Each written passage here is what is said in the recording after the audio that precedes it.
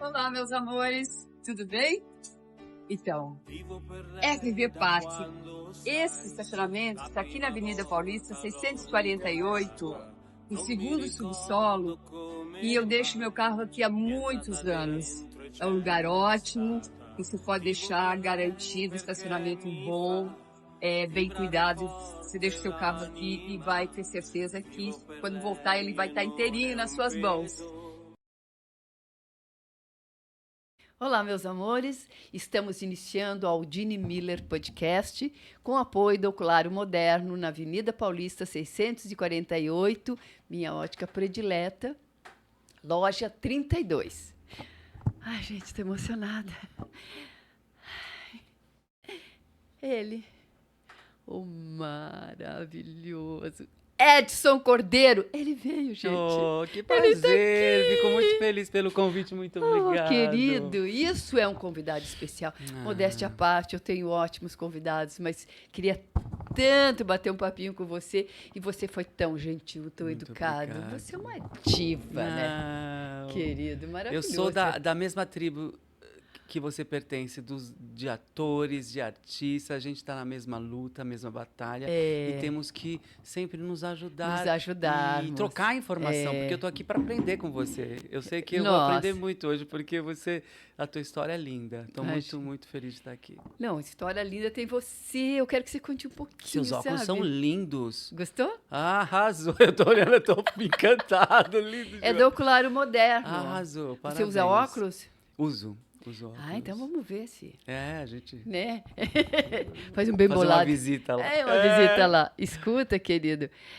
Conta um pouquinho da sua história, que ela é linda, ela é rica, ela é de uma simplicidade e uma beleza, né? De repente estava você lá cantando para multidões na rua, do nada. Não. Antes foi assim, então eu vou dar uma leve passeada por ele, Passeia. né? Então, aos 14 anos, 15, eu saí da igreja evangélica. Foi muito tempo evangélico. E dentro da igreja foi sempre a história. Você não pode cantar isso, você não pode fazer isso, não pode fazer aquilo. Aí saí da igreja porque eu queria fazer teatro. Né? Eu comecei na minha carreira como ator. Então, aí, nessa tentativa de fazer teatro, eu fui trabalhar com Maurício de Souza. Que aqui, isso era anos 80. Eu tenho 58 agora. Eu tinha 15 anos, mais ou menos. E aí fiz teste aqui no centro de São Paulo, que tinha o departamento de teatro, e precisavam de atores pequenos que dançassem, que usassem aquela máscara dos personagens. E aí fiz o teste e ganhei o papel do Chico Bento. Do Chico Bento. E aí foi a primeira vez que eu viajei de avião, Turma da Mônica é Beatles, né? A gente chegava nas cidades, era assim, aquela... E era muito sério o trabalho, um respeito ao personagem. A gente colocava máscara, a gente não falava com a nossa voz, mas a gente tinha que respeitar as crianças. E eu aprendi muito com teatro infantil. Aí foi isso. Por um tempo, o teatro infantil com a Turma da Mônica. Aí fiz um teste para uma ópera rock, que era ali na Brigadeiro Luiz Antônio, chamava Teatro Aplicado, na época. E eu fiz uma ópera rock maravilhosa, chamada Amapola. Eu fiz o personagem, aí depois fiz o Hair em frente, que era o Teatro Jardel Filho. E aí depois trabalhei muito. Aí, entre essas coisas, eu ia cantar na rua. Né, na Barão de Itapetininga. Mas você já estava também no profissional, né? Já estava. Era muito importante. As entre safras eu ia para a rua. Porque o jeito que eu cantava assustava um pouco as bandas. Então, eu tinha ninguém me queria, assim, numa banda, pela minha voz estranha pelos motivos que eles não deixavam nunca claro, eu nunca fui que não entendiam, né, o seu talento. Talvez não entendiam, e se assustavam com aquilo que era meio indefinido, assim. Aí, então eu ia cantar na rua, porque aí na Barão de Itapetininga eu pus uma caixa de sapato na minha frente e cantava tudo que eu já tinha aprendido com os musicais, com a minha paixão pela ópera, e cantava muita música popular, a capela, assim, só com a voz. Mas eu não fui, assim, da rua para os palcos, no sentido, assim, para fama ou alguma coisa. Teve uma grande trajetória com teatro. Aí fui contra a regra de espetáculos. Eu fui contra a regra do espetáculo Estrela d'Alva, aqui no Teatro Brigadeiro, que agora não é mais teatro, que a Silva Massari fazia a Dalva de Oliveira. Sim, claro. Jorge Fernando, diretor Jorge Fernando. Jorginho, ele era ator e diretor do espetáculo. E aí um dia a Silvia... Eu era contra a regra. Eu ficava embaixo do palco levantando o microfone quando ela cantava, e quando ela terminava de cantar, eu abaixava o microfone. Aí eles ficaram meio com pena de mim e falaram assim, oh, vamos fazer uma cordinha, porque ele possa ficar pelo menos na coxia, né, assistindo. E aí eu ficava levantando o microfone em cima da sala. Um dia ela não chegou para passar o som, chegou um pouco atrasado para passar o som, e eu cantei. E aí todo mundo parou, e os meus colegas contra-regras não sabiam que eu era cantor. O Jorge Fernando parou, todo mundo começou, todo mundo sentava, o que é isso? De onde veio? Era aquela... Ave Maria, dos seus andores. Aí comecei a cantar essa música, aí o Jorge Fernando falou, um dia eu vou te dirigir, você vai ser uma grande estrela, a gente vai trabalhar juntos. Mas passou muito tempo até que isso acontecesse. Amém, e um dia aconteceu.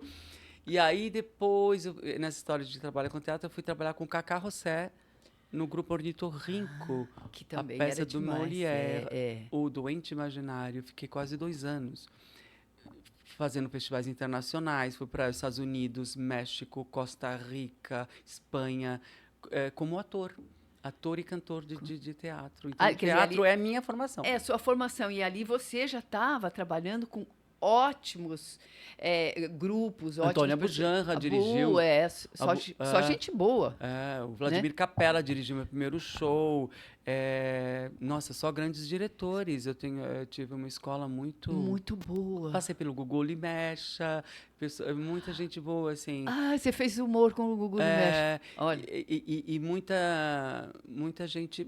Eu aprendi muito com teatro. Teatro é minha base. E eu falo que eu sou tão bom ator que eu convenço as pessoas que eu sou cantor.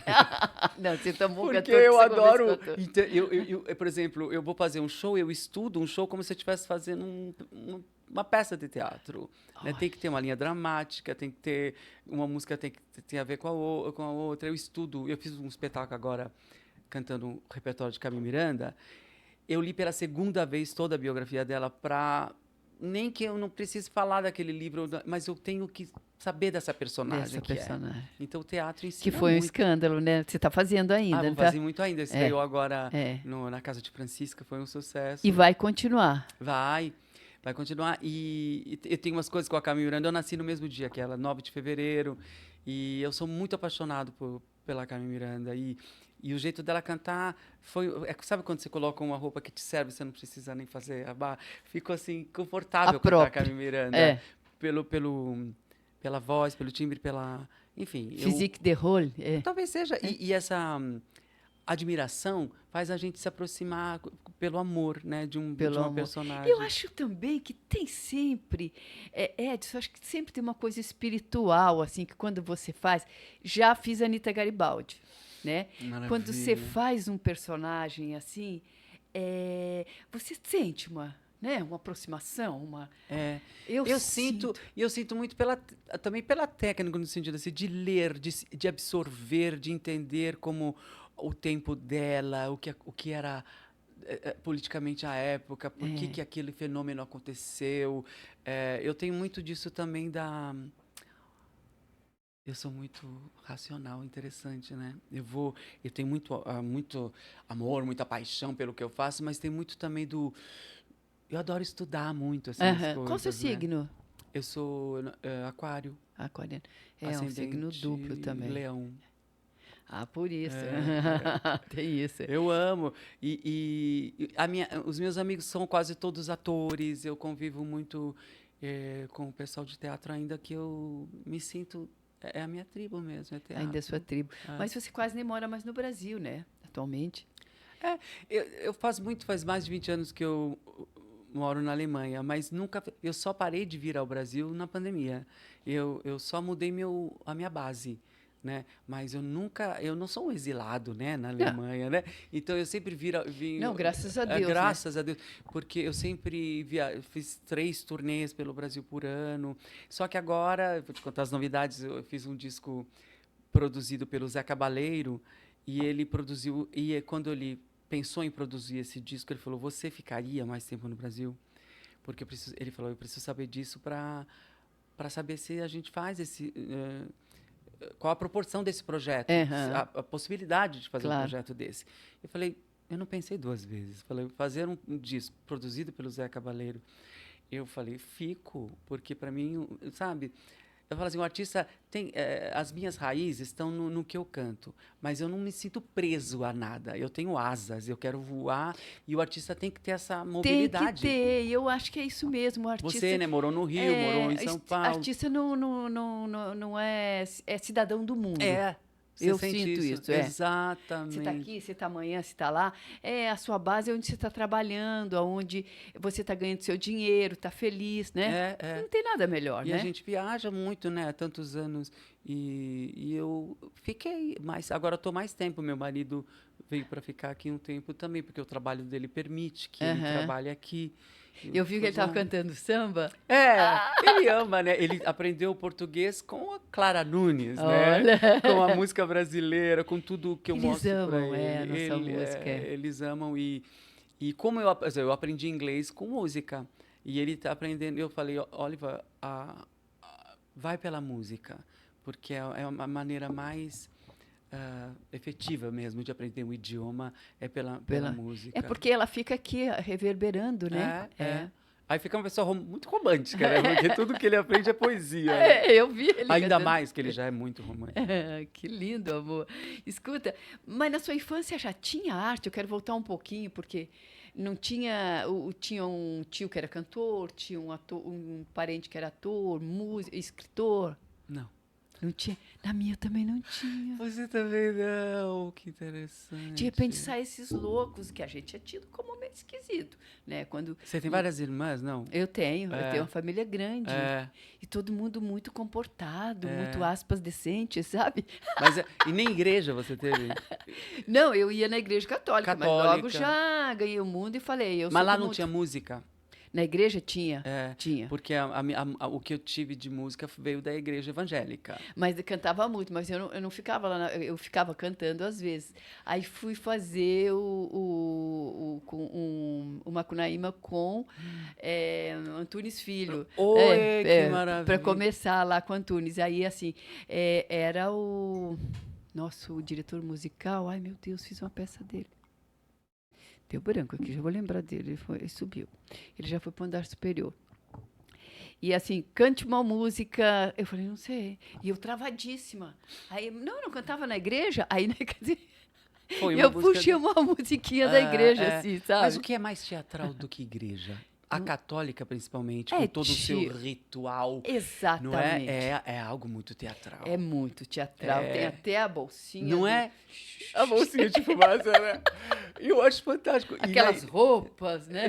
As cores, as esculturas, é muito teatral. É muito teatral. Tudo, você vê que eles podem negar, de um modo geral, tem umas fés, umas religiões, que elas são meio, aspas, fechadas, assim, com a arte, mas se você buscar profundamente, elas vivem completamente envolta na arte, só que talvez nem se conecte com aquilo, não sei. Exato, é impossível separar, né? Se você prestar atenção o que aconteceu com os grandes pintores, Michelangelo, Leonardo da Vinci, era tudo a pintura religiosa, tudo. Assim, como emocionar as pessoas e convencer as pessoas da grandiosidade daquilo que eles querem né, dizer. E para mim a igreja foi muito importante nesse sentido de exercitar o canto. Né? Mas eu tenho 3 irmãs que não cantam. Que ninguém canta, que engraçado, né? Minha mãe e meu pai gostavam de moda de viola, são do interior de São Paulo, minha mãe e meu pai, Santa Mas Cruz. eles cantavam? Não muito. Não era muito. A minha mãe, gostava, a minha mãe cantava lindamente. Então, aí você até teve mais. Ela era uma cantora clássica, minha mãe, mesmo? na igreja. E que lindo, não, mas sabe o que ela dizia para mim? Mãe, eu vou contar, a senhora já foi, mas eu vou contar. Diga tudo. Ela dizia assim, ai, essa menina é desafinada.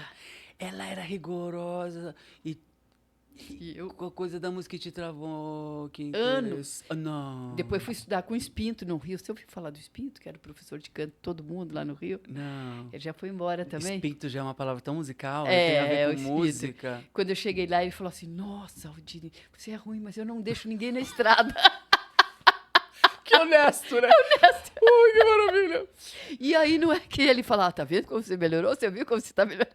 Mas nem todo ator canta e não todo cantor pode pode atuar, não, mas direito, né? eu já fiz até musical infantil que eu protagonizei. Então, assim, quando...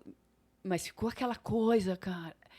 Como canta desafinada? Ela falava, tipo assim, era uma censura braba. E a voz dela era divina, minha mãe. Mas só cantava na igreja, entendeu?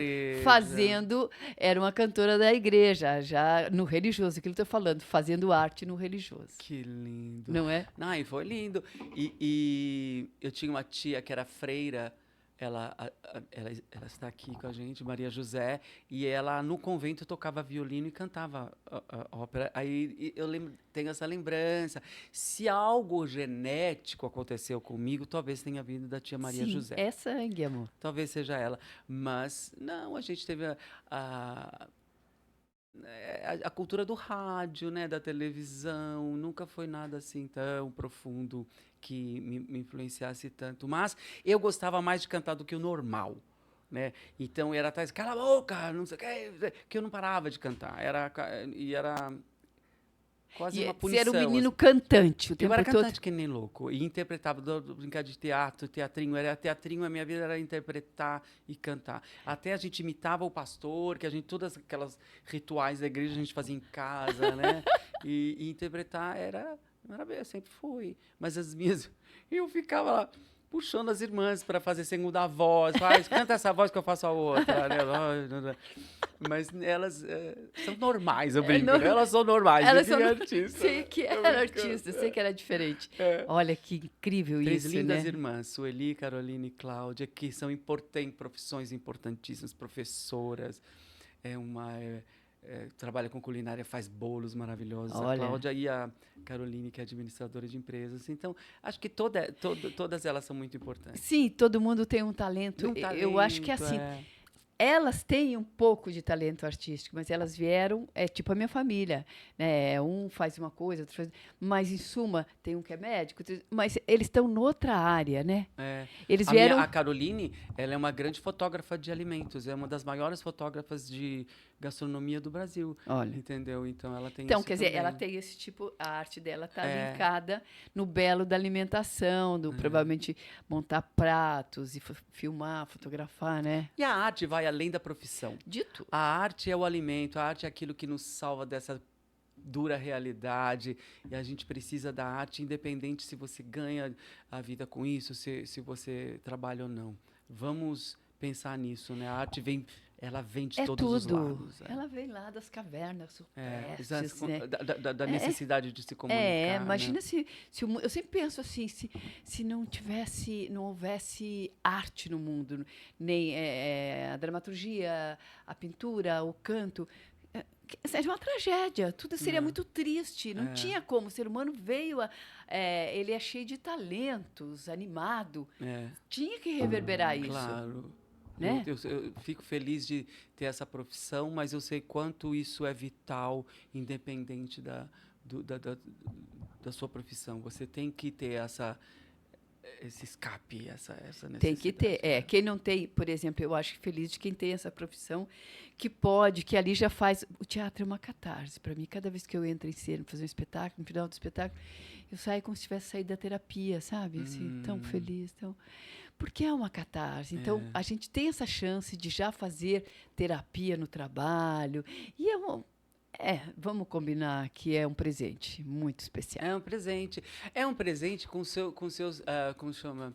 Com seus sacrifícios também. A gente sabe que a gente tem um chamado, né? Que tem uma vocação, que não é todo mundo que fala... tem gente que fala assim, você quer ser artista ou você quer fazer sucesso? Né? É bem diferente. É bem diferente. Porque você pode ter momentos que você está fazendo mais sucesso, que você está mais em evidência, mas uma coisa ninguém tira de você, o ser artista é algo que independe do quanto você está exposto, isso é uma coisa que as pessoas têm que entender. Eu nunca pensei em ser famoso, eu pensei em ser artista. Eu tive sorte que as coisas aconteceram de me levar para um caminho de evidência, mas quando eu não estou no spot, eu ainda estou artista. Isso ninguém tira de mim. Exatamente. Da gente. Ninguém tira isso. E eu acho essa coisa assim tão... quando você está embaixo, que as pessoas não estão te vendo, lembrando de você, porque a coisa do ser artista, do ser famoso, é a pessoa que quer sempre estar lá no topo e brilhando. Eu também não tenho isso. Eu quis ir trabalhando e ganhando a vida. Criar o filho, ganhando a vida. Sabe? Tá Fica à vontade, amor. Nossa conversa. A nossa conversa é caliente. Com certeza. E não tem essa história de que isso vai fazer com que a gente seja menos importante ou menos... ame menos a nossa profissão. Não, pelo contrário. Nessas horas eu sempre acho que sempre tem esses baixos que é para a gente se reenergizar, se melhorar, se limpar, né? E o sucesso é tão relativo àquilo que as pessoas acham. Mas você não está ali, não está... É o desejo dela, é o ideal dela. De ter sucesso. Não o seu. O que é sucesso para você? O que é sucesso para os outros? Falando nisso, o que é sucesso para você? Oh, meu Deus. É ter chegado até aqui com integridade, fazendo o meu trabalho. Nossa, isso já é um sucesso. Eu tenho o privilégio de ter tocado na alma das pessoas, né? Isso é maravilhoso. Hoje, né, o Evandro estava aqui. Que lindo, né? Algumas músicas marcaram a vida dele. E é isso, né? No sentido... Essa responsabilidade que a gente carrega com o outro, né? Nunca termina, né? É um desafio, que é uma profissão que eu tô... Quanto mais você aprende, mais você sente que está distante do que... Sonha, né? Sucesso, para mim, na minha história de vida, é ter chegado até aqui bem saudável. A arte me salvou. A arte me salva todos os dias. Também tem isso. Eu penso isso. Caso contrário, acho que teria me jogado do segundo andar. Quando eu morava no segundo andar, eu falava assim... ainda bem que eu escolhi essa profissão. Entra num mundo louco desse. Não, mas aqui é a minha casa. Eu sempre falo isso. Tem coisas hoje que eu falo, eu tenho que ir para academia, senão eu me jogo no 12º andar. A endorfina é endorfina. Né? Mas quando você não está no palco, quando você não está fazendo, por exemplo, esse nosso papo aqui para mim, esse para mim é maravilhoso, entendeu? Você fica nervosa? É claro que eu fico, mas... tenho. É bom ficar nervosinho. Eu fico aquela borboleta no estômago. Não, fico. Eu fico toda vez... Tem aquela história... por que eu escolhi essa profissão? Que dá aquele medo assim, meu Jesus. Quando é que eu vou me acostumar com isso? E a gente nunca acostuma, né? É como se fosse a primeira vez sempre. Mas é maravilhoso isso. É maravilhoso. Quem é que tem sempre isso de começar todo dia e brilhar todo dia? Porque, não é... hoje a casa não foi lotada. Até aquele espetáculo que você fala... que sucesso. Eu tô vendo que você está fazendo um grande sucesso, graças a Deus, no momento. Mas tem aquele dia que não é tudo aquilo. Não é tudo aquilo, mas é aí que vem a história da vocação. A força. Força, porque também eu nunca tive essa história de quanta gente tem. Eu vou te contar uma coisa. Na Alemanha eu trabalhei como convidado de um trio de jazz, eram todos alemães. E foi uma relação interessante, assim, que eu pude viajar a Alemanha, a Europa inteira com esse grupo famoso lá. E um dia... foi na Iugoslávia, a casa não estava cheia, o teatro não estava cheio. E eu senti que um dos músicos, que era o chefe da banda, não estava dando tudo de si. E eu falei para ele, não vou falar o nome, por que você fez... aí ele falou assim para o público, porque ele falou em inglês, ele falou, vocês vieram, mas os outros não vieram. E não sei o quê, mas vocês estão aqui, lá. Aí eu falei para ele, nunca deixe as pessoas que vieram culpadas pelas que não vieram. Nossa, horrível. Eles estão aqui, eles merecem ter o melhor de nós. Eu fiquei muito chateado com isso. Eu falei assim, isso não é a maneira que eu vejo o público. Porque quem está lá veio e merece o seu melhor. Respeito. E talvez seja a primeira e talvez a última vez que a pessoa te veja. E você tem que deixar essa impressão do que, de alguma coisa pode, entendeu? Especial que ele teve. E não vou dar menos. Eu nunca dei menos na minha vida. Eu também não. Eu sempre sinto que eu estou devendo, que poderia ser mais. Mas nunca vou entrar sem pensar que eu vou dar porque eu não vou dar tudo que eu posso. Eu acho que isso é um pouco da generosidade do brasileiro. Você vê que o europeu já não tem tudo isso, né? Não. Eles querem o brilho, o sucesso, é completamente né? diferente. O Oliver, meu marido, é alemão, mas ele reconhece como é difícil lidar com as emoções, expressar emoção, expressar afeto. Eu vi uma cena uma vez, vou te contar, isso é muito interessante. Conta. E assim, eu amo a Alemanha, e amo meu marido e a família dele. E eu falei assim, aí vi uma senhora, assim, da minha idade, com um netinho, assim, e ela tava segurando o rostinho dele, e eu não entendi o que ela falava, mas eu falei, ali, olha, tá vendo que bonito ela mostrando carinho pelo neto. Ele falou, sabe o que ela falou? E eu não tinha entendido o que ela tinha falado. O que foi, Oliver? Ela falou assim, não me chame de avó em público. Eu não acredito. Eu falei, Edson, ela não estava fazendo chameguinho, né? Não era carinho, não. Ela estava só não querendo se sentir velha. E eu falei, ai, poxa, eu estou tentando defender, mas tá difícil. Quero te defender. Os alemães têm qualidades infinitas. Agora, quando você é brasileiro, é tão diferente a forma que a gente mostra afeto e que a gente se expressa amor, e eles têm muito que aprender com a gente tem outras coisas maravilhosas troca, que eles podem nos ensinar, mas afeto definitivamente não é deles. É doutorado em afeto. Eu acho, E essa generosidade é muito do brasileiro, né? O brasileiro é doce, é generoso, é gentil, de um modo geral educado, né? Trata todo mundo bem. Aqui é um caldeirão de culturas, Eu vejo isso com o Oliver, né? E ele fala uma palavra, duas em português, as pessoas escrevem, dá o CPF para esse homem, é brasileiro. As pessoas já querem já o consideram brasileiro, já querem que ele se integre imediatamente. Pois é. Na Alemanha... Não é assim, né? Que você pode ter o sobrenome alemão, ser uma brasileira Müller ou algum sobrenome italiano ou alemão. Você casa com um alemão, a família fala, ele é casado com uma brasileira.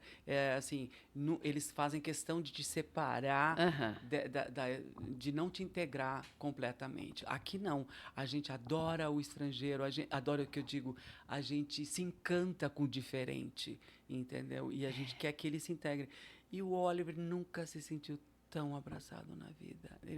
Quando ele vê alguma... Como nós nos encontramos aqui com todo esse afeto, ele olha, ele falou, isso nunca vai acontecer na Alemanha. Não é uma loucura? Agora, eu me acostumei. Eu não vou te dizer assim, eu não fui para a Alemanha procurar o Brasil.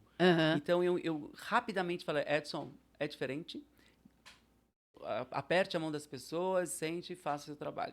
E vai embora. Eu nunca fiquei frustrado, porque eu sabia que já sabia o que esperar. Assim. Faz 20 anos, né?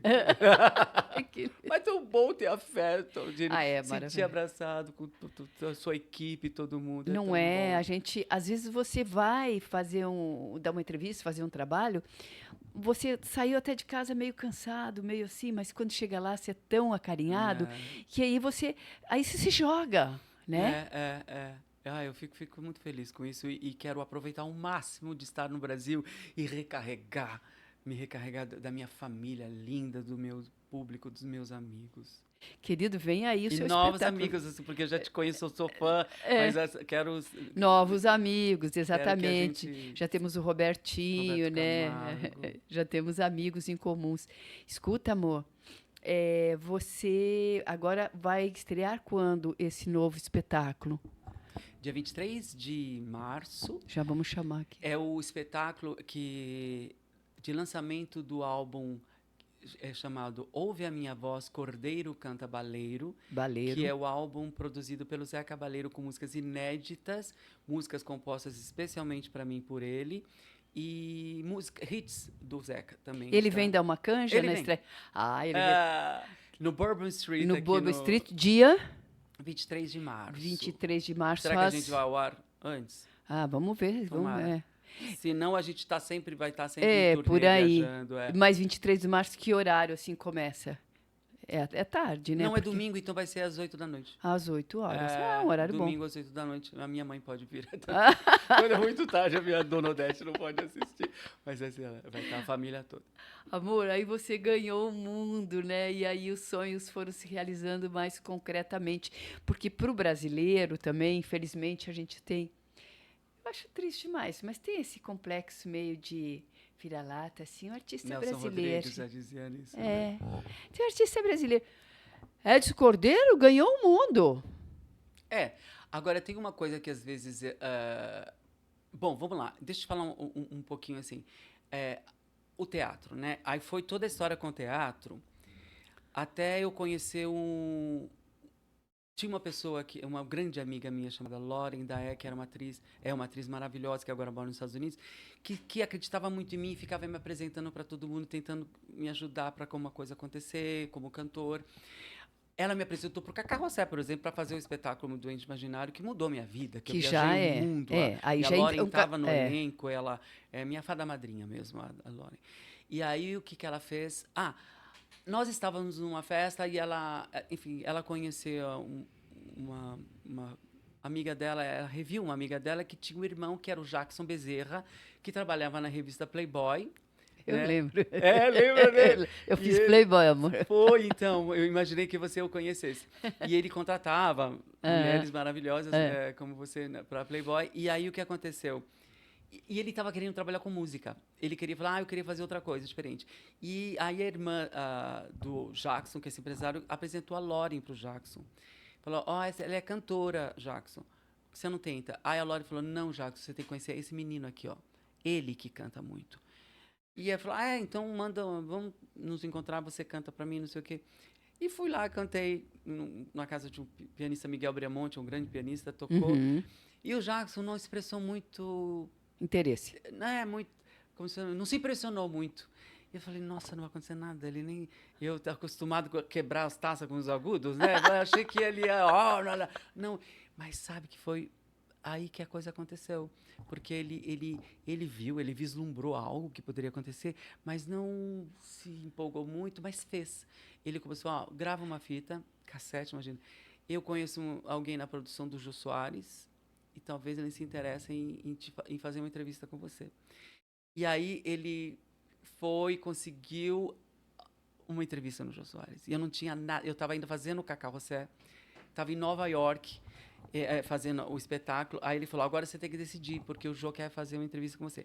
Aí eu fiz essa entrevista com o Jô e eu fiz um show no Rio de Janeiro e estourou. Aí todo mundo queria saber quem era aquele cantor que foi no Jô Soares. E a partir disso, eu e Jackson... trabalhando junto, ele fez com que as coisas acontecessem na minha carreira. Aparentemente, ele não houve aquela empolgação, mas foi a pessoa... Ele que fez. Ele que fez essa coisa acontecer. Durante muitos anos, ele foi meu único e primeiro empresário e deu muito certo. Aí todas as gravadoras vieram interessadas. Mas aí, antes de fechar com uma gravadora, eu já lotava teatros. Eu fazia, sem ter um LP, eu fazia grandes teatros. João Caetano, no Rio de Janeiro. E aí as gravadoras falam, quem é essa pessoa que está lotando esses teatros que só quem consegue lotar é quem tem a gravadora por trás? Então eles começaram a se interessar e aí fechei com a Sony Music. E aí que foi em 90? Aí fiz o primeiro álbum e o Jorge Fernando dirigiu um dos primeiros shows. Aquele diretor que me ouviu cantar, o grande Jorge Fernando, cantar... passando o som para a cantora que lá assim, atrás, falou, acabou dirigindo um show. Pois é, ele te viu fazendo cenografia, né? Cuidando da parte maravilhosa que a gente é muito que bom ninguém que dá valor, mas que a gente não faz, a gente não existe sem eles, entendeu? Eu tive do outro lado que também. Que é a técnica, né? Por isso eu respeito tanto eu todos também. os nossos colegas. Eles né? são muito queridos e então são pessoas não aparecem, mas muito talentosas, né? E generosas com a gente, e de né? grande responsabilidade. E o Jorge Fernando, também o primeiro show também foi, antes do Jorge, foi o Flávio Marinho, o diretor que dirigiu o show no Rio de Janeiro. Aí eu fiquei 4 meses em cartaz no Teatro Rival, no Rio de Janeiro, da grande Ângela Leal, sem ter gravadora, entendeu? 4 meses em cartaz. Fazendo sucesso no Rio de Janeiro. Quarta a domingo. Nossa, ele nem faz mais isso, né? Tanto tempo assim. Então ficou, todas as gravadoras vieram assim, aí fechei com a Sony e aí foi maravilhoso, né? Porque eu acho que, por que não massificar o que é bom? Claro, entendeu? não. Porque eu não mudei nada do que eu fazia, só chegou mais às pessoas. Reverberou para o mundo, né? Porque a partir daí as coisas cresceram, né? Em 94 eu fui pela primeira vez como cantor, fazer turnê pela Europa, e a agência era alemã, e eles falaram, olha, o que os críticos estão falando aqui é inédito. No sentido assim, eu acho que era melhor você ficar mais tempo aqui, porque 90% do seu público é alemão.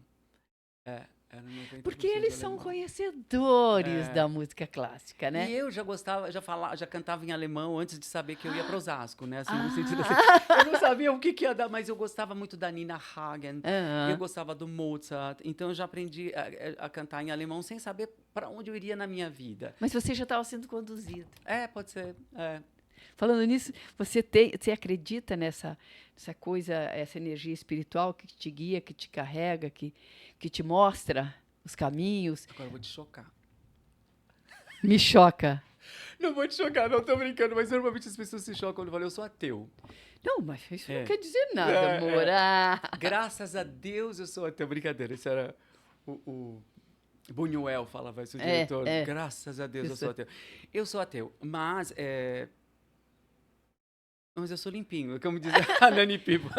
Mas, por exemplo, eu acho que essa história assim, eu sou ateu, mas tem tanta gente beata que fica Pai Nosso, Ave Maria, e está só fazendo coisa errada, entendeu? Eu estou falando dessa energia divina que, por exemplo, de repente você gostava já de cantar em alemão. Veja como a sua vida se encaminhou para esse... São mistérios, porque eu acredito assim, nos mistérios que eu não consigo desvendar, e que, às vezes, eu gosto que eles existam, que continuem sendo mistério. Sim, magia, né? Eu sei que eles existem, mas eu não sou conectado tanto com nenhum ritual, algo que me... a música é a única onda mais forte que eu sinto de uma energia, a arte, a emoção. Diz que quem canta reza 2 vezes, né? Tá fazendo uma oração duplamente. E o Saramago, que é um autor que eu amo muito, ele era ateu, comunista. Era ateu, Aí perguntaram, uma jornalista perguntou, mas, senhor Saramago, como uma pessoa que é agnóstica, alguém que é ateu pode ser boa?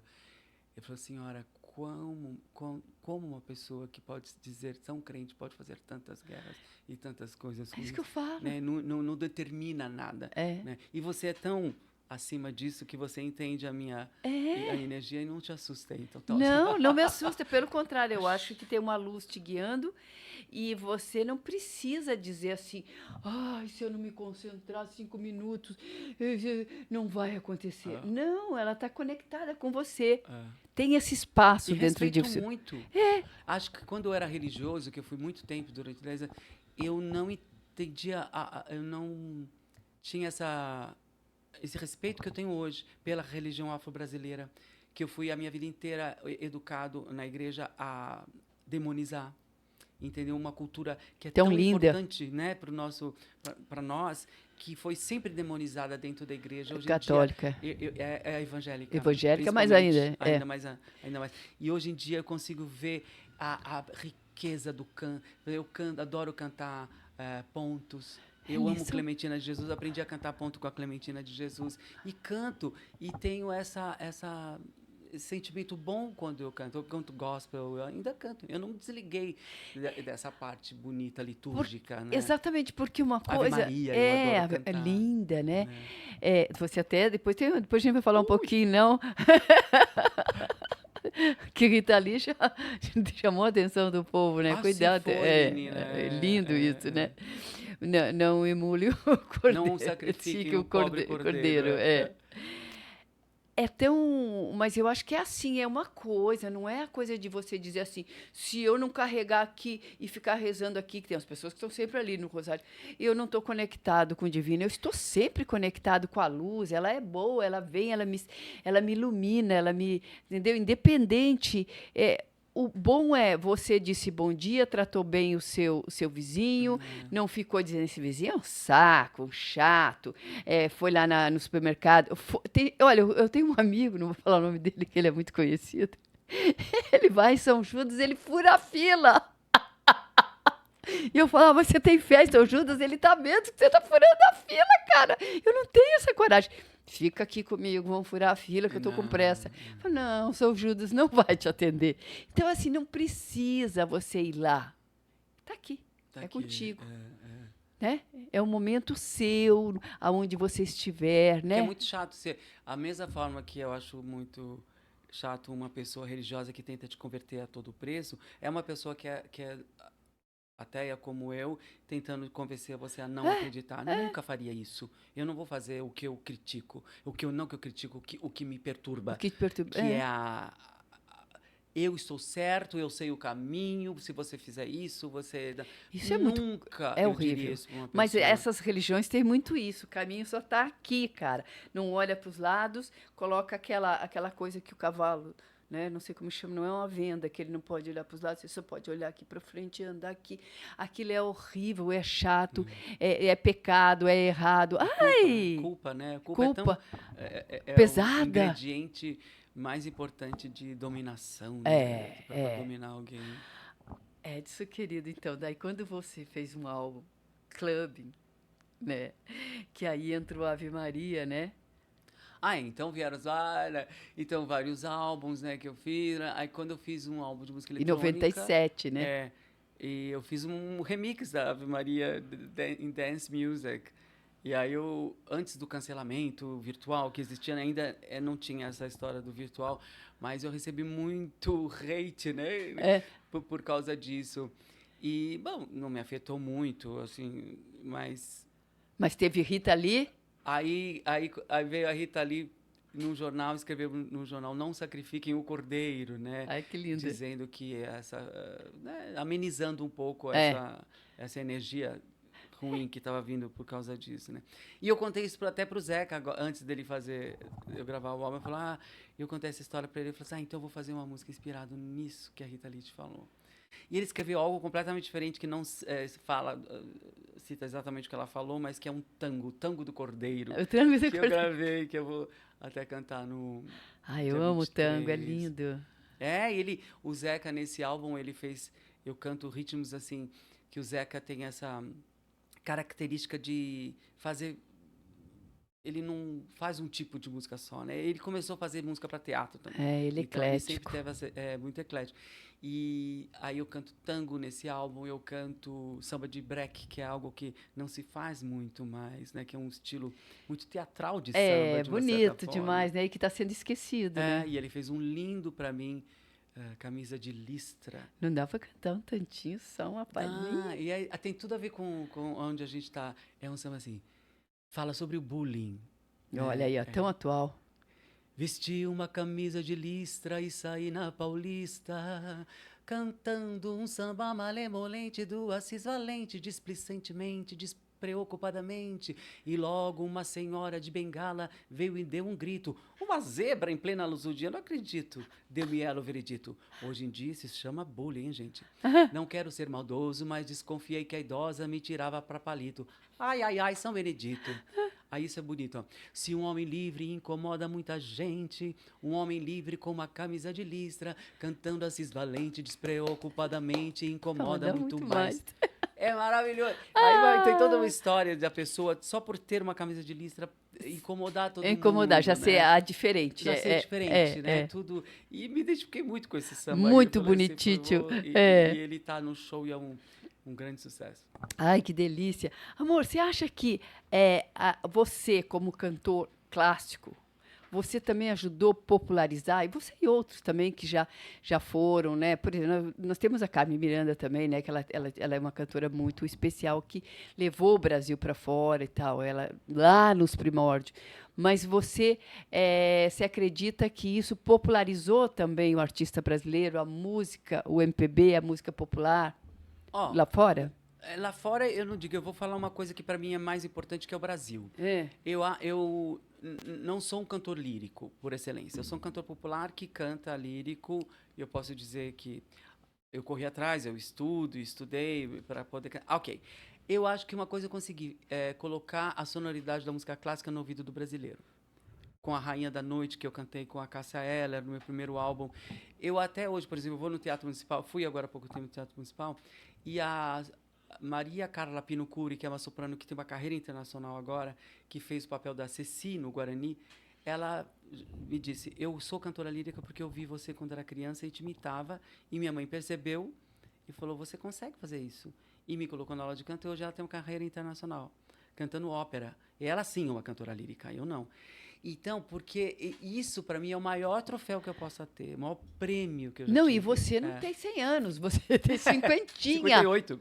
Você é um menino ainda e já inspirou tanta gente que já está cantando internacionalmente. Então, para mim, isso é o maior mérito. Um país que não tem a tradição da música clássica, poder ter contato com uma música que não deveria ser tão distante de ninguém. Eu acho que nenhuma música, o samba de Cartola tem que ser conhecido por todos, o Pixinguinha tem a mesma importância de Mozart para mim. Eu não separo, esse é mais importante porque ele é o nosso, né? Clássico. Nós temos que nós, intérpretes, somos arquivos humanos que devemos propagar o que é bom sempre. E eu tive essa sonoridade lírica que pôde fazer muita gente que talvez não tivesse contato ter com uma música de uma outra tradição. De uma outra tradição, exatamente. Então, ajudou, né, muito a popularizar. E lá fora também é maravilhoso poder cantar a música brasileira sempre...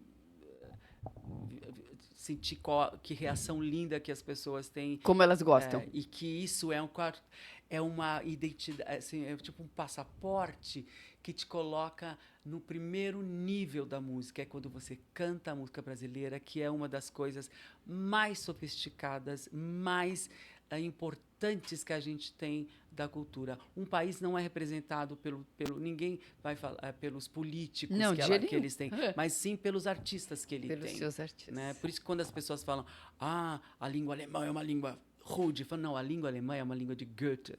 É a língua dos poetas românticos, não é a língua de um ditador que chegou na década de 30 e 40 e tentou destruir tudo que tinha. Senhora, né? A minha referência não é dele, a minha referência são dos cantores de ópera, da música da poesia, da literatura. Da arte, dos mestres, Thomas né? Mann, Thomas Mann, que é um autor alemão, que são os artistas que redimem uma nação. Uma nação. Você falou tudo, é lindo isso que você falou. Exatamente, que fica sempre essa nódoa, essa mancha horrível, Alemanha. Gente, aquilo foi um percalço seríssimo, feio, grave. Que não tem que ser esquecido. Não tem que ser esquecido, mas não tem que ser sempre... A referência única. Não tem que ser a referência mais aquela importante. é do mal, mas tem as milhares do bem, né? E sempre quando alguém fala, você fala... Não, o alemão não é isso. O alemão é lindo, é uma língua bonita, uma língua que você mastiga, que tem consoantes, que é muito gostosa de cantar. Então não tem essa história. Para com os clichês. Os clichês, né? Tem a coisa cultural. Eles são pessoas, pela própria temperatura, de serem mais gelados. Mas isso que é legal. Quando você está lá, levando a tua cultura, o teu calor, você se destaca. Se destaca. Né? Então eu nunca falei assim. Um dia eu conheci um estrangeiro que morava lá e falou assim: o que você está fazendo aqui? Você é tão exuberante. E ele era um brasileiro? Não, ele era europeu. O que você está fazendo? Eu falei: por isso que eu estou aqui. É a minha função, é esquentar esse longo inverno, né? É para isso que eu tô lá, entendeu? E tem tantas outras coisas lindas. Mas lindas. Eu amo morar na Europa. O que você ama assim mais na Alemanha, assim, você fala assim, especialmente que você mora lá, né? Assistir óperas, bons jantares, os restaurantes, assim, como é, de um modo geral, a vida artística, os passeios, né? Porque eu sei que você gosta muito de cafés, sei que você visita muitos cafés, que você indica, olha, tem cafés que tratam você muito bem, e tem uns que não são. E é verdade, a gente tem que denunciar, porque quando o cliente sentou ali, ele merece tudo. Ele veio para consumir o que você tem para oferecer. Agora, se você fala... Eu não gosto de arrogância. Eu detesto. Em nenhum nível, né? Nesse sentido, da pessoa se te tratar... Ninguém com arrogância. Então, quando... o meu marido, eu tô com ele há 15 anos. A única vez que ele conheceu um Edson, que é nada cordeiro, que é um lobo, foi na Alemanha, num café, que eu tava assim, cheguei no café, aí já senti que estavam me tratando com arrogância. E quando eu vi, o garçom estava tratando todo mundo com agressividade.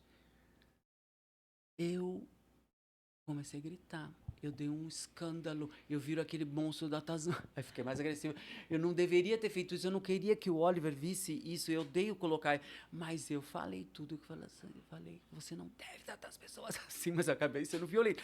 Mas foi a única coisa que me tira do sério. É ver arrogância, pessoas sendo maltratadas, alguém se achar assim superior, mas né? Aquele dia me fez dominar essa agressividade em mim, porque não é boa. Eu consigo agora, eu não frequento mais e não vou mais, mas eu tento não, mas isso me tira do sério. Mas tem uns lugares muito gostosos assim que você frequenta. Eu acho que uma das coisas gostosas de morar na Alemanha é a sensação de segurança, que é que eu cresci sem saber e quando você lá atrás, criança, mas lá atrás não tinha tanto. Volta para casa, cuidado. A gente vive no Brasil nesse alerta sempre do medo, né? E na Alemanha a sensação de segurança é tão grande que assim, você tá estranho. Eu falei, gente, posso estar 3 horas nesse beco aqui e nada acontecer, entendeu? Eu tenho um amigo, Luiz... 3 horas da manhã, nesse lugar, eu nunca estaria... Não estaria no Brasil. Com total segurança no Brasil. Mas... E sei que você é corajosa, você enfrenta, você não gosta que te fala, não vá ali, eu vou. Você é danado. Eu tenho horror que me digam. E graças a Deus eu tenho muita sorte. Vou e saio sempre limpinha. Nada me acontece. Que bom. Graças a Deus. Eu, quando eu cheguei no Brasil agora...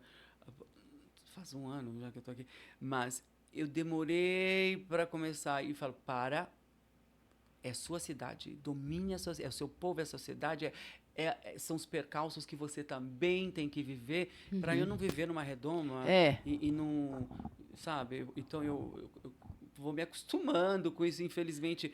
Com mais cuidado, né? A gente não queria banalizar a violência, mas a gente tem que conviver com ela. Agora, o que é gostoso na Alemanha realmente que a gente tem que se acostumar com essa falta de afeto, com essa coisa das pessoas, mas tem um lado que ninguém te perturba, sabe? Ninguém... isso é realmente algo que eu acho que todo brasileiro devia aprender. Merecia viver. Você sabe que eu fui no Japão, Edson? E no Japão eu fiquei tão impressionada, eu fui fazer a dança final com o Nuno Leão Maia no Japão. Olha que demais, né? Nunca fui ao Japão, deve Olha, pois eu fui essa vez.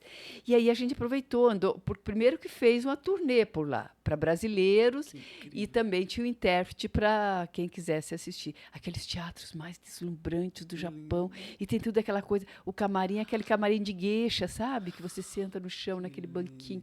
É tudo maravilhoso. E aí, lá no Japão, eu entendi uma coisa... o quanto esse respeito, né, que as pessoas têm que ter pelo outro, tudo que você faz, eles te dão um banho de civilidade, sabe? Eu pensava assim, todo brasileiro deve vir para o Japão ficar 1 mês aqui. Você volta educado, gentil. Eles saem da fila do metrô onde eles estão, sem falar o português, né? Porque o japonês é muito difícil de falar. Eu nunca entendi absolutamente nada. Fica... parecia macaco, né? A língua universal da mímica. Universal da mímica. Mas eles saem e vêm correndo tentar te alertar que você pode usar o lugar dela na fila, sabe? Que ela vai te dar o lugar. Que você está lá tentando, porque tem muitos metrôs que não tem inglês também. Tóquio já está bem melhor, mas eu andei lá pelos interiores. Aí eles explicam para você, eles fazem tudo para tentar te deixar à vontade e te ensinar como você pega aquele trem, como você pega aquele metrô, como você pede aquilo. É impressionante. Eu fiquei tão encantada. Eu imagino que na Alemanha deve ser esse tipo de coisa. São culturas muito sérias, muito respeitadoras, né? Mas, por exemplo, tem umas coisas assim... Eu sou muito pontual. E eu aprendi isso com teatro aqui no Brasil. E as pessoas falam, teatro, né? Vamos fazer teatro. Gente, a disciplina que tem que se ter para fazer teatro. Eu trabalhei com diretores, o Cacá Rossé, por exemplo, falou assim, se um dia alguém chegar atrasado nessa concentração aqui que a gente faz, antes de entrar em cena, que era uma roda, o anjo, né? Eu cancelo o espetáculo. Ele falou isso, antes do espetáculo começar. E um dia a gente estava no Sérgio Cardoso, o teatro lotado, e alguém chegou atrasado. E ele cancelou. Cancelou, claro, tinha que provar, né? E todo mundo, assim, a gente ganhava a bilheteria. E todo mundo, Cacá, você não pode fazer. Ele fala, e se ele abrisse mão naquele dia e fizesse, ele ia perder completamente a autoridade dele. Entendeu? Então, quando eu fui trabalhar na Alemanha, um dia, essa banda de jazz alemã que eu trabalhava, eu briguei com eles porque eles estavam atrasados. Eu estava lá, fiquei esperando para eles. Aí eles não chegaram. Briguei. O cordeiro também, eu esqueci o cordeiro. Não tem cordeiro nessa hora. Eu briguei mesmo e falei, nossa, o latino, assim, não sei o quê. Com essa imagem de que só por eu ser latino, eu ia... É bagunça. Ser latino é bagunça, não é? E eu não me civilizei aqui, eu falei para ele. Eu vim com isso do Brasil, do profissional e do profissionalismo que eu aprendi a ser no Brasil. Não é você que vai me civilizar. Eu falei isso para eles, ficaram chocados. Porque eles precisam também... a gente disciplina. Tem que ajudar a eles a quebrarem esse clichê que a gente... Sim, que aqui latino, é disciplinado, não sei o quê, não sei o quê. Nossa Senhora, aí começaram a entender com quem eles estavam lidando, porque eu acho também que a gente tem muito que ensinar também.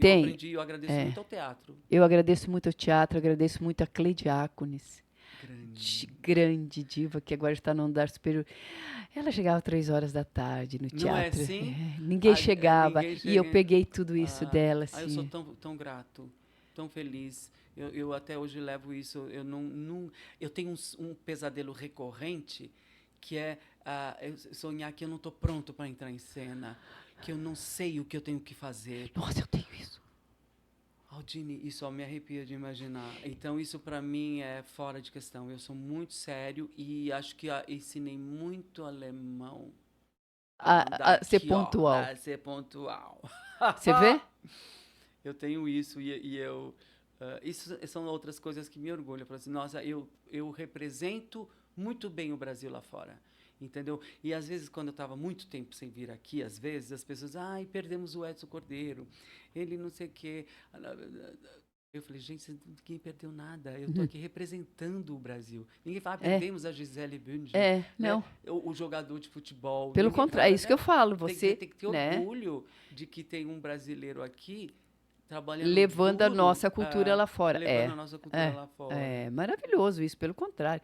A gente tem que falar, graças a Deus, né, que a Alemanha ama, que o mundo ama o Edson. Que o mundo abre um sorriso quando ouve música brasileira. E você chega lá... Arte, teatro brasileiro. E leva o melhor, né? Porque se fosse uma coisa qualquer, não. Quando você vai, você leva o melhor. Você é um artista muito especial. Então, é um orgulho pro Brasil. Amor, eu quero falar um pouquinho desse corpinho. Chegou a hora que eu quero falar desse corpinho. Eu quero falar da alimentação, dessa pele. Olha quem fala. Não, mas eu sou mulher. Os homens normalmente não têm uma pele tão maravilhosa. A sua pele é uma seda. Obrigado. E o corpinho... Tô lá como você... treinando sempre que posso. Você é muito mais disciplinada nesse sentido que eu há muitos anos. Não, eu acho assim, eu não penso, eu penso na saúde, porque as pessoas falam, o que você faz para a voz? É tão engraçado falar assim, gente, a voz não coloquei nesse armário aqui a voz e tirei para cantar. A voz está com tudo, isso aqui é uma base instrumento que faz de trabalho, o músculo funcionar. É. Então, se eu não cuidar do corpo, a voz não vem. Então, dormir bem. Dormir bem. Eu sei que você odeia não dormir bem também. Tem que dormir bem e eu abri mão de tudo o que atrasava, o que poderia prejudicar. Não bebo álcool, não uso nada. Eu falo assim, gente, eu preciso do antídoto, eu não preciso do veneno. Eu sou uma pessoa animada. Olha que lindo isso. Eu sou tão animado. Exatamente. Então, se eu tiver aditivos que potencializam essa animação, sai do controle e é uma energia desnecessária, que eu poderia estar usando para o meu trabalho. Exatamente, você não precisa de nada disso. E eu entendi isso também. E a careta. Careta é você que precisa de coisas para ficar louco. Se libertar.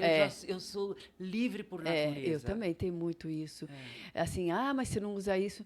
Gente, não precisa. É tão incrível que você começa a descobrir todas essas mágicas. Exatamente. Internamente, e elas vão. Você vai começando a usar poder.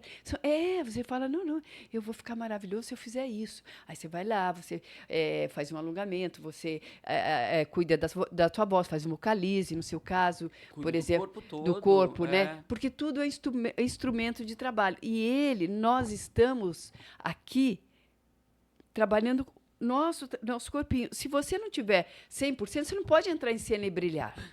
Especialmente a voz, que ainda é muito sensível, né? Muito. Sujeita a todas as intempéries. Né? Por isso que eu falei, a gente chegou aqui, pedi para a sua equipe maravilhosa desligar o ar-condicionado, porque eu já fiquei quieto em algumas situações como essa, nossa aqui, por não parecer, lá vem o Edson querendo desligar, sabe, fazendo a diva, chegando, dando... E me arrependi. Porque no dia seguinte já tá... Aí cantei com a garganta inflamada, cheio de remédio de cortisona. Fiz concerto assim, porque eu fiquei sem graça de pedir para desligar. Exatamente, entendeu? Meu instrumento de trabalho. Vou dormir a hora tal, não me perturbe mais. E alimento, assim, que se come. Sou muito cuidadoso também. Claro que me dou o direito dos doces, das coisas de vez em quando. Mas sempre falo, o que eu posso ingerir que vai me devolver em alguma coisa. Se eu sinto que é algo que não me traz nada, que me dê nada, eu não. Se é um prazer bobo, Prazer bobo, eu não gosto. Coisas coloridas, coisas cheias de ingredientes. Você lê lá o rótulo. Se é muito grande, já foge. Porque é um monte de coisa química, entendeu? Descascar mais e desembrulhar menos, né? Eu comprei uma geleia comprei uma geleia esses dias, que eu gosto, que o Oliver ficou encantado com a jabuticaba. E tava lá só 2 ingredientes. Tudo bem que o outro, a segunda era açúcar, que também não pode... Mas o outro era a jabuticaba, entendeu? Então, não tinha um monte de corante. Puríssimo, puríssimo. E com moderação. Pode. Que ele se empolgou, esses dias tava lá. Eu falei, Oliver, ele emagreceu muito depois que me conheceu, porque aprendi... Você acredita que quando fui morar com ele... Eu tinha tanta coisa enlatada, aí eu vi tinha assim mexerica enlatada. Meu Deus, nunca ouvi falar. Eu nem sabia que existia tangerina enlatada para enfeitar bolo. Eu falei, Oliver, vamos jogar tudo isso fora. Plá, tudo no lixo. Eu falei assim, não quero nada em lata aqui. E ele foi se disciplinando, óbvio. Eu gosto de comer saudável. Eu pesquiso comida, falo, o que pode me deixar melhor, entendeu? Eu também. Eu vou atrás. Hoje em dia tem internet que nos dá informação Nossa, rápida, né? Receitinhas maravilhosas que levam 2 ingredientes. Restaurante, né? Eu tive um restaurante natural, né? Também, já que já era totalmente linkado. Pirei, né? Porque era uma coisa num período tão difícil, orgânico era tão difícil de conseguir. Hoje tá mais fácil. E eu era tão, assim, fanática. Então, tá muito passado esse tomate. Não quero jogar fora. Porque é feio, né? E ele viu no meu mercado esses dias assim, uma parte de orgânico, ele falou, mas esse mamão tá feio, mas é assim que tem que ser. Olha. Esse é o melhor, o melhor. A coisa não é pro Instagram, né? É instagramável, né? O orgânico, né? A gente esqueceu da origem, né? Virou exótico, né? Deveria estar na frente de tudo, o que é orgânico. Mas o mundo ficou muito assim, tudo enlatado, né? Eu odeio. Cultura enlatada também. Nossa, eu não tomo refrigerante. Detesto. Anos, eu não sei o que é Acho que nunca tomei. McDonald's eu nunca comi. E eu trabalhei no McDonald's. Trabalhou? Eu trabalhei aqui no centro e no começo a gente tinha dois McDonald's no Mas você Brasil. tinha o quê aí? Uns 12 anos, 13? Uns 13 anos. Quer dizer, você trabalha desde menino. Aí fui promovida a gerente, que era uma bichinha esperta, já queria fazer... Já cheguei liderando o McDonald's. Aí fui promovido. E eu lembro que eu chegava em casa e via a panela de arroz. Eu abria a panela e começava a comer na panela, porque meu corpo desesperado por algo... Mas decente. Eu tive a minha parte junk food quando eu era muito jovem. Nunca... Eu falei, quando você...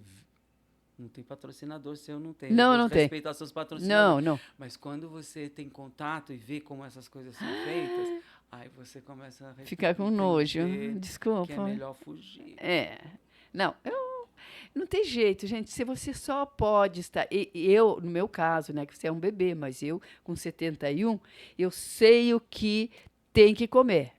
Tanto até que eu já tem 40 anos, já 30, que eu tive um restaurante, né? E estudei todas as linhas. Quando você faz uma extravagância, fala, agora vou. O que é o que você faz assim? Hoje eu vou me dar o direito de quê? O que é o seu pequeno... Por exemplo, se tiver. Por exemplo, tá num restaurante que... honesto. Por exemplo, tá num restaurante você tá com muita fome e tem feijoada. Eu me atraco na feijoada. Me atraco. Mas com fome eu como até pedra. Ensopadinha é maravilhosa. E de doce? Ai, de doce, eu me esforço. Você não cai na eu tentação. caio. E qual é o doce que você fala, isso eu não resisto? Uma torta de maçã, uma torta de limão, daquelas bem calóricas, assim. Ontem eu comi tiramisu, meu. Tiramisu. Mas não comi tudo. Olha que engraçado. A minha irmã, né, ela era obesa, uma das minhas irmãs, e ela fez aquela operação. E ela fala, Edson, eu nunca esqueço, você era gorda. Ela fala, e você comeu meio brigadeiro e jogou fora o resto. Eu falei, como é que ele faz uma coisa? Eu tenho esse controle. Eu como meio brigadeiro ou dou marido. Você sempre teve, então. Eu sempre né? tive. Eu também já fui assim. Por exemplo, descobri uma mousse que é só de pera. Olha que facinha, uma delícia, ela é super natural. Chocolate meio amargo, 50, 70. Tem tudo a ver com pera. Tudo a ver com pera. Aí você só coloca ela em banho-maria, quando ela estiver molinha, você passa ela no liquidificador, né? E aí você pega aquele chocolate meio amargo e derrete e mistura. Fica uma mousse divina. 70, 80, né? Eu comi hoje até me rasgar. Que interessante. E tem lá em casa, eu falei pra você, Rachel. Você toma café, essas coisas? Muito. Tá. Mas é sem açúcar. Sem açúcar também. Faço a minha coalhada com chia. E a perna aqui, alongando. Também. Maravilhoso. Ela não dança legal, mas ela tem toda a abertura. Eu. É maravilhosa. E nunca perdi. Eu tenho essa... Na academia sempre é meio assim, quando eu fico dobrando lá. Eu falei, gente, eu sou dobrável. Uma vez fui fazer o ratinho. Eu daria a história que você falou também, antes do ratinho, do seus netos serem... você confundiram você é a mãe dos seus netos, né? No transatlântico. Adorei essa história. No navio. Que maravilhoso. Tava fazendo navio e falava assim, nossa, que lindo. Mas muitas vezes aqui no Brasil também.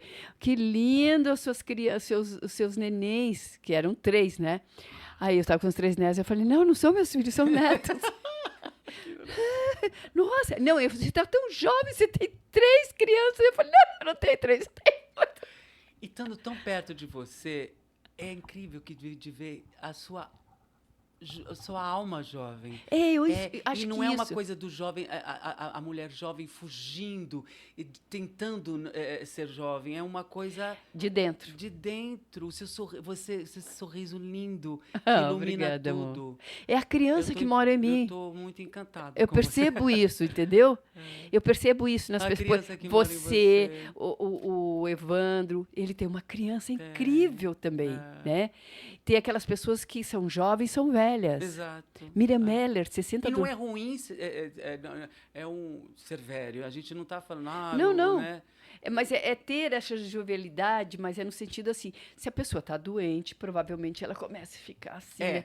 Mas eu sou essa pessoa sorridente desde sempre, eu sou essa pessoa feliz, qualquer coisa me deixa feliz. Que lindo. Sabe? E eu sei perdoar, eu demorei para aprender, mas hoje eu rezo para o inimigo. Aquele que não gosta de mim, que é desafeto, ou que eu fiz. Que Deus te ajude, eu rezo de manhã um Pai Nosso para ele, que seu dia seja maravilhoso. Porque, amor, tudo que você joga volta, é energia. Aí é uma coisa de energia. Você tem uma luz maravilhosa. Eu adorei vir aqui, porque, nossa, a gente sai diferente perto de você. Mas é muito bom encontrar. Por isso que eu digo assim, que tem certas pessoas que eu faço questão de estar perto, de ouvir e mostrar para as pessoas que estão assistindo o nosso PUD como tem pessoas especiais. E sempre gosto de pessoas que têm mais de 50 anos aqui. Olha. Porque elas têm uma história, Edson. Interessante. Sabe? A pessoa 40 e poucos, ela já tem uma história. Mas 50, você já passou por N quedas, N problemas, vários sucessos, depois desabou, sempre, fez tudo, né? Ficou dodói. Teve um acidente, veio aqui o Raimundo de Souza, ele quase perdeu uma perna. Quem? Raimundo de Souza, ator. E eu vi o quanto aquilo atropelou a vida dele. Dali para frente se tornou outro homem. Tá vendo? Se livrou de drogas. Então eu fico vendo isso e falo assim, essas pessoas que são exemplos de beleza, de dignidade, de respeito, e culturalmente elas levam esse entretenimento, essa alegria. É o que as pessoas querem, né, Edson? Traz uma pessoa boba que eu não sei o que perguntar para ela. É verdade, que problema. Né? Eu não trago. Não rende, né? Não rende. Eu falei, o quê? Por você eu ficaria aqui. Com você eu ficaria aqui o dia inteiro. Tô adorando. Né? E ia muito mais. Mas aí, né? Daqui a pouco você falar, o Dini, tem compromisso. Não, mas eu fiquei muito feliz. Do convite. Demorou um pouquinho, mas eu consegui. Graças a Deus que deu. E você... tá aqui com você nesse momento da minha vida que eu tô... A gente não tá alegre o tempo inteiro. Que é até chato. Não. Mas eu sou feliz o tempo. Eu tenho uma felicidade. Eu tenho uma aquilo família linda, um marido há 15 anos que a gente ainda é namorado. Gratidão, né? isso, Coisa né? rara de acontecer. E sou amado pelo meu público. Saio na rua, assim, me sinto tão abraçado. E o Oliver, né? Ele gosta de aparecer no meu Instagram, nas coisas todas. Sai na rua, as pessoas compram Oliver. Às vezes as pessoas vêm direto para falar com ele, que entendem esse afeto dele, né? Em relação a você. E ele quebra todos os clichês até que eu tinha do alemão. Ele me fez falar, tá vendo? Tem pessoas assim como ele. Sim, tem pessoas e pessoas. A gente tem sempre esses rótulos, né? O ser humano assim rotula. Alemão, né? Não, e o alemão, assim, tem uma coisa, às vezes eles demoram para abrir, para fazer amizade. Anos, por exemplo, tem uma coisa na língua alemã muito engraçada, que a gente chama assim, Frau Müller, né? Aldine Müller. Para eu chamar você de Aldine, vai demorar muito tempo. Eles chamam pelo seu sobrenome senhora, senhor, durante muito tempo. Até quando eu comecei para a Alemanha, eu era jovem, e 20 e poucos anos, e vinha esse senhor Cordeiro, gente, por que me chamam? Porque eles não têm intimidade. Para falar você pelo primeiro nome, vai demorar muito tempo. Mas quando você chega nesse nível, selou. Você vai ter um amigo para sempre. Selou a amizade. Essa é a palavra. Selou a amizade. O que eu me incomoda um pouco no Carioca... Não demora, viu? Tem que ter tempo. Tem que ter Mas no Rio, por exemplo, eu acho que é tudo muito... Nada contra os cariocas, já morei lá, gente, eu gosto do Rio. Mas no Rio é tudo muito... Oi, já todo mundo é muito amigo. E eu tenho uma coisa gaúcha, que eu sou do Sul, né? Então, eu não fico assim íntima de cara da pessoa. Faca na bota. Faca na bota, é verdade. E eu tenho um pouco de cuidado, assim. Claro que quando você... tem aquela coisa também que eu percebo, você entendeu? Aqui eu posso agarrar, posso ficar, posso ser feliz, sabe? Mas eu entendo. Tem essa coisa evento do brasileiro, muito evento. Passa lá, te ligo e não sei o quê. O Rio é assim, vamos passar lá em casa e não dar o endereço. Como assim, cara pálida? Eu sou de São Paulo. A gente é assim, Amor, você tem algum medo, assim, na vida, depois de tantas... Tenho. Ai, gente, medo específico, né? Não, assim, você fala, isso me paralisa. Lidar com perda é um medo, né? É o medo de perder as pessoas que eu amo e não saber que já perdi, né? Mas, por exemplo, a coisa do afeto, do medo, eu tô há 15 anos casado. Eu lidei muito bem, como você falou uma vez, eu tenho solitude, mas eu não tenho solidão. Eu posso viver muito tempo sem ter alguém. Solitude. Mas eu descobri que eu tinha medo eu já evitava amar com medo de perder. Passei por isso. Já resolvi. Não vou entrar nessa, isso pode ser furado e eu posso me machucar de novo. Olha o que eu perderia. Um homem como Oliver, que é o amor da minha vida, que eu falei, Edson, vai, tenta. Perdi o medo, mas era o medo de amar, quer dizer, o medo esse de já, perder. Né, esse já foi. Não, perdas, e tem essas, essas de definitivas aqui, né? Essas são muito cruéis, né? E de saber como será que eu vou reagir, o medo de... Até o medo de não existir, saber que tanta gente que me ama vai sofrer, né? Nossa. Um dia eu sonhei que eu tinha morrido, né? Eu tava na rua e levei um tiro. E eu lembro que eu saía, uma pessoa ateu, que é ateu falando, né? Que eu saí e eu falei, eu achei que morresse e a gente acabava. Eu comecei a ver tudo que estava acontecendo. Você falou, que legal. E no momento, eu falei, eu falei, vou ver como é que tá minha mãe. E eu vi minha mãe sofrendo e eu tentava falar, gente, não acaba. Ainda não sofre tanto porque não acaba. Foi um insight. Eu tentei convencer, mas ninguém me ouvia. E você imagina uma pessoa tão cética e como eu ter um sonho desse. Então eu falo não estou falando que você não é tão cético. Eu não sei como é a morte, mas não sofram muito. Porque quem eu amo, eu não quero nem sofrer que sofram pela minha ausência. Não, mas um dia, infelizmente, o andar superior está cheio de gente especial. Então me ame agora e mostre como vocês aqui que me amam, e mostre que sempre ama. Eu quero te mostrar como eu te amo, como eu respeito o seu trabalho. Exatamente. Agora. Como dizia Cleide Diáconos, eu quero em vida. Eu quero o amor quente. Né? Que tá aqui, amor de morte, amor gelado. Que gelado. Você só tem quando você não sente mais. O amor tem que ser mostrado quente. O abraço, obrigado, parabéns pela sua trajetória. Né? Que bom ter você, que bom que você existe, que bom que você está aqui para nos fazer feliz, porque, entendeu? Aí vem aquela história, cadê foto com ele que morreu, para mostrar uma foto? Mostra, né? Vamos mostrar que a gente ama agora. Agora. E quando você partir para o andar superior, você quer ser cremado ou quer... Eu gostaria de ser cremado. Eu não quero ser observado. Esse culto à morte. A morte. Eu acho mórbido. E aí vai ter uma lápide. Você pensa nisso? Eu penso muito. E quero ser cremado. Eu também. O que der para aproveitar está doado. Estou doado também. Quero doar tudo que for possível. Bom. Eu já deixei oficial isso, mas eu quero que todos saibam. Se alguma coisa servir para algo, isso é maravilhoso. O que não servir, o que não servir, joga fora. Fora. É isso. Agora, o que você quer que esteja escrito na lápide? Deus, eu nunca fui perguntado isso. Nada onde eu quero que seja...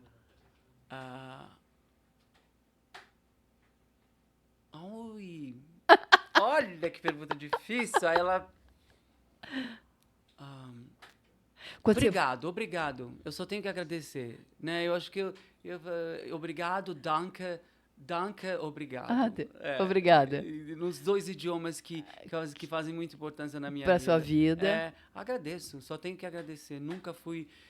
se existe outra, não sei. Mas que eu fui muito bem tratado nessa. Fui muito feliz. Muito obrigado, gente.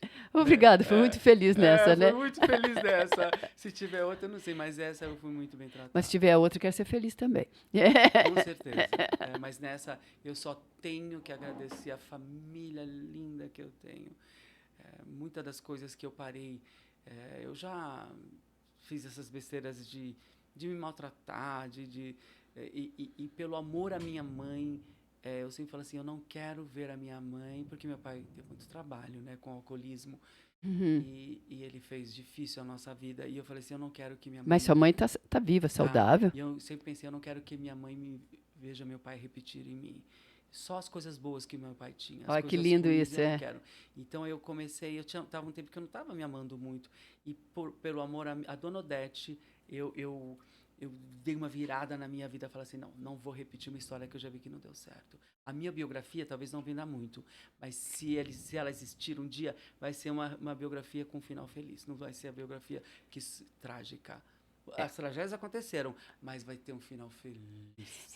Mas é porque eu acho que é uma pessoa que chegou no ponto, claro, uma pessoa que se cuida, eu penso assim, Pessoa que se cuida, que cuida da saúde, que está sempre trabalhando, sempre esforçando, ela só pode ter um final feliz. Portanto, né, tem que ter uma biografia feliz. As pessoas não são as que dão mais audiência. Não, infelizmente, eles querem falar aquelas coisas, contar aquelas coisas que nem você sabe, eles inventam. A tragédia vem não demais. Façam não autorizada, porque eu não deixo. Não deixe. E a curiosidade mórbida vem demais do que... dói pra gente ver a alegria do outro. Às vezes, assim, é uma coisa não que dói, é que não vende muito, engraçado, né? O povo tem uma inveja triste. E eu também não vendo uma vida na internet que é de toda... olha como é tudo lindo. Não, tem os momentos de tristeza, de dificuldade também, que as pessoas talvez queiram, elas têm uma empatia com isso, mas eu não gosto, eu gosto de compartilhar o que pode fazer bem pro outro. Eu também acho que o que não faz bem não interessa. Eu não gosto pra muito, quê? Tem gente que gosta de ser mórbido lá na rede social. Não credo, pra quê? Por exemplo, eu fiz uma operação uma vez lá, eu preferi mostrar, olha, já tô bem, porque primeiro que eu tinha que era uma coisa simples, Hérnia de ato? Umbilical. Uma coisa assim. Nem sei o nome dela. Eu tinha um show, eu tinha que me recuperar em um mês para fazer show, entendeu? E eu quis mostrar, falar assim, olha como eu tô bem, eu não quero me mostrar aqui cheio de cano, assim, para usar para ter, como chama? Engajamento. Engajamento, não, eu fiz questão ter de público falar, depois. Vamos ver se ele tá vivo, Eu tô bem e já tô preparado para... Eu tava lá em Berlim, fazendo um show de bossa nova, com a plateia lotada. Arrasando. Não gosto. Eu tenho limite para essa coisa de internet, tem que ter limite. Eu fui fazer uma colonoscopia, eu mostrei todo o lado engraçado da colonoscopia. Olha que interessante. Aquele monte de idoso andando, depois que tomar aquele monte, um jarro desse tamanho, aquele negócio. E aí eles correm pro banheiro. Eu andava com aquele soro para lá, muito frio, cheia de casaco, andando. Agora eu vou. Fulano foi agora. Mas foi pro banheiro, entendeu? Até anima o outro. Não, foi muito Foi muito engraçado. Né? Porque se é para mostrar triste, não. Por que eu falo, tô fazendo colonoscopia? Eu falei, credo. Ninguém precisa saber disso. Mas eu acho assim, que eu sou feliz, né? Assim, não tô toda hora alegre, mas sou uma pessoa feliz. De bem com a vida.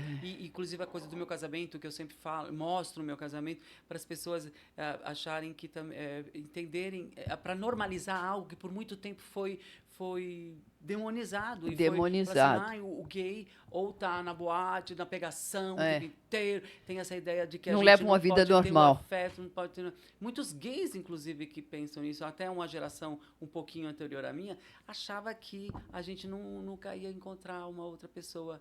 A gente só tem que viver do sexo, da pegação, entendeu? E daquele legal, momento. Não faça.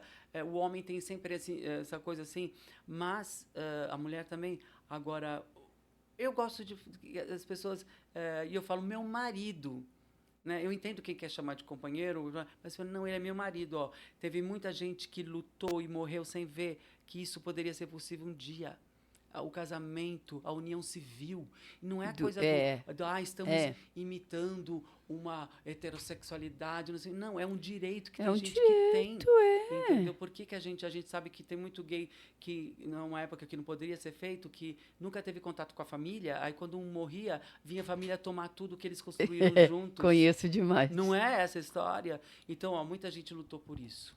Tá? Então, eu faço questão de mostrar, falar, olha, eles são casados mesmo e têm uma vida como... Normal, gente. Normal. O que minha mãe ama, o Oliver, né? Olha que lindo isso. Eu falar um pouco isso. E a minha mãe fala assim, a minha mãe até ela usou o humor, falou, olha, eu só vou ter genro, que legal. São melhores. Ela brincando, eu não vou ter nora, eu só vou ter genro, né? Porque as tuas irmãs, né, genro e genro. E ela ama os genros, né? A gente tem uma relação... Ainda mais um genro alemão, assim, muito discreto, muito elegante. Falo, meu filho, que homem maravilhoso que você ama. Nós nos merecemos. Isso é possível. Gente, não desistam do amor. Se é isso que você quer... saiba que você tem o direito de achar esse amor e de viver como todo mundo vive. Não desista do amor. Que lindo! Eu achei o amor e tô muito feliz. Querido, muito obrigada. Eu emocionadíssima. O amor do público, o amor dos amigos, né, da família, isso que é importante. Amém.